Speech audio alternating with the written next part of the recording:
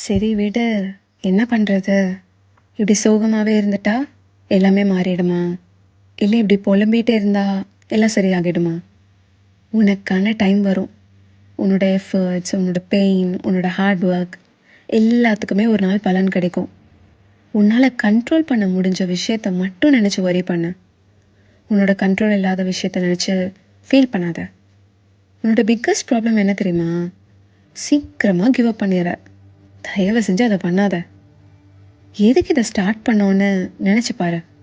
ஆரம்பிச்ச விஷயம் முடிக்கிறதுக்குள்ள எவ்வளோ ப்ராப்ளம்ஸ் வந்தாலும், எவ்வளோ கஷ்டம் வந்தாலும், யார் உன்னை நம்பாம இருந்தாலும், யார் உன் கூட இல்லைனாலும், யார் உன்னை விட்டுட்டு போனாலும், ஃபினிஷ் லைன்ல வர வரைக்கும் ஸ்டாப் பண்ணாத. இப்போ கண்ணை தொடச்சிட்டு எந்திரி. போய் உன்னோட ட்ரீமை நிஜமாக்குற வழியை பாரு. நான் இருக்கேன், நம்பு. சரியா?